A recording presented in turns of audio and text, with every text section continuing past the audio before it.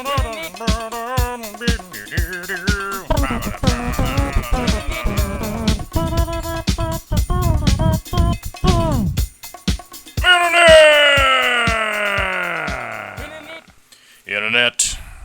we are back again for another update. What's going on, everybody? Hope you had a safe and equally crazy 4th of July. I went out of town and it was 115 degrees in the freaking desert and was sweltering. But on to more important issues. We are on to the 240 here. This is the update from the second trim into the rescape and stuff that's been going on in this tank. Everything has been rebounding really well and coming along. I know that a lot of people out there, typically when they do their rescape and trim and everything, they will generally trim the whole tank. I like to do mine in sections. Realistically, it's just too shocking to my own psyche when I tear apart the whole tank and redo the whole thing and trim everything down super short, if I just do the whole thing in one big foul swoop. So I generally do mine part by part. The Glosso is still going along pretty well ever since I changed the intensity of the light.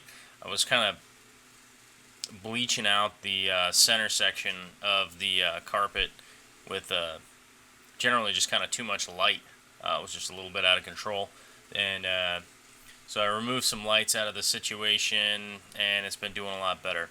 The Stargrass is rebounding, and I've decided to let it kind of grow out into a bigger area due to the fact that this is kind of a shrimp tank, and I want to kind of keep it the shrimp tank. So I'm deciding to dial it down a little bit to keep the crypts in the back.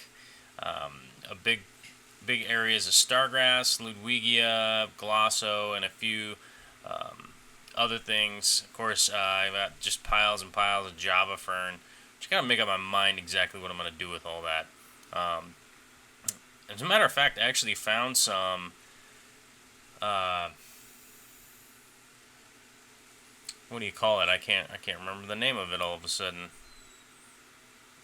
Valsneria. Oh, look at me brain farting. It is kind of late. I found some Valsneria in there, and to those of you out there that are getting started in the hobby, don't start with that plant. That's like the herpes of aquarium plants. A huge pain in the ass. It spreads out in a ridiculous way, and it gets mixed in with everything else, and it's impossible to get apart without just tearing everything up to get it out. I guess that's just my opinion, but if you're starting out, start out with some nicer plants. That's like the easiest plant in the world. You could probably just literally throw it in your front yard and it would probably grow as grass out there.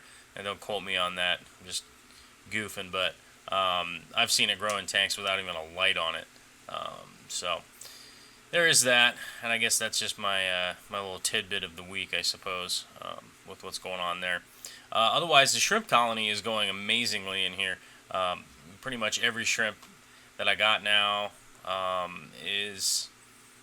There are some that aren't the highest grade, but I'm getting pretty much 60-40 high grade shrimp mix out of my crystals, the black and the red now.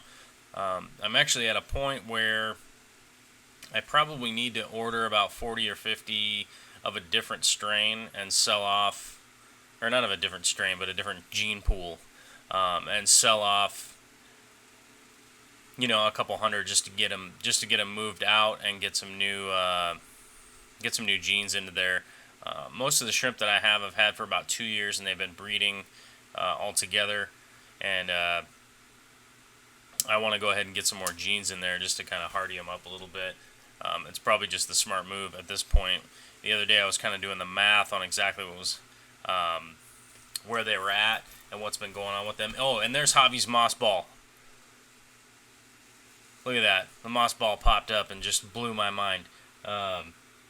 You guys would know him as Mr. Toritos on YouTube, but I got that moss ball from Javi.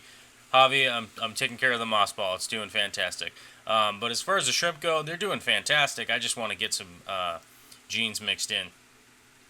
We're coming up on the 180 Paludarium project, and I have to admit that's coming along a lot better than I thought it was going to. I was getting pretty discouraged with this tank.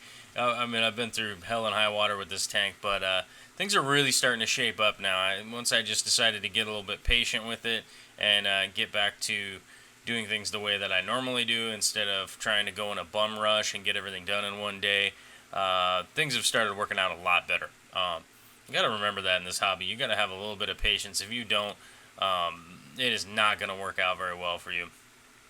This is kind of an overall shot of the scape as it is right now. It's still fairly rough shod, but I've got most of the elements in as far as the hardscape goes. There's some stuff to move around and a few things that I want to, some rocks I want to change out. I want to pull some of that kind of lava-y stuff, the black lava-y stuff, and replace it with some basalt and a couple other things. Here's an above the water shot of the some of the pond plants that I got going right now. These are some of the lilies, and you know, I got to really make a list of all these plants because there are a bunch that I'm not used to talking about very often, but as you can see, they're starting to sprout above this, and I've got a bunch of bulbs that I've got going down in the sump, and I'll be getting to those probably next week when I do the update. I'll show you guys what's going on in the sump and whatnot. This stuff right here I'm pretty excited about. That actually flowers, these big white flowers. I can't remember the name of it, but here's the arrow leaf that I have actually acclimating here in the middle of the tank. That's why you see floating around, and you see all the roots floating around and stuff, because I just got this floating in the middle of the tank because I want it to acclimate without completely submerging it and killing it off, because it was grown above ground in these really dried out pots. And actually I got all of this arrow leaf, a bunch of other bulbs, and a bunch of other stuff for $6 from a local pond store, pond chicken coop, and like koi fish store. I don't know, man. They had a bunch of neglected stuff, so I bought all the neglected stuff because I know that I can give it a little bit of care and bring it back. The Sturgeon repens. This has seen better days, man. It looks rode hard and put away wet. It's been floating around in my sump for a really long time waiting for me to get this tank together, but after the week that it's, or less than a week that it's really been in there, it started to rebound and perk up and things going on. I got some Ludwigia filler and some Stargrass filler for right now, because I can't just have a completely empty tank, and these were all trimmings from the 240, so I went ahead and threw those in there.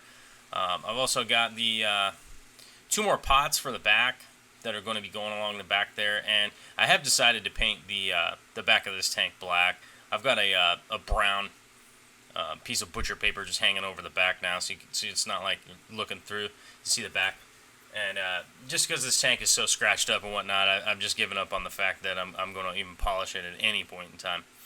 Here's one of the bulbs. I've got them sitting in these coconut hair baskets, and super stoked on this. Click the buttons on your computer, subscribe, do all the shit that you guys do, and I'll talk to you all later. Alright, later.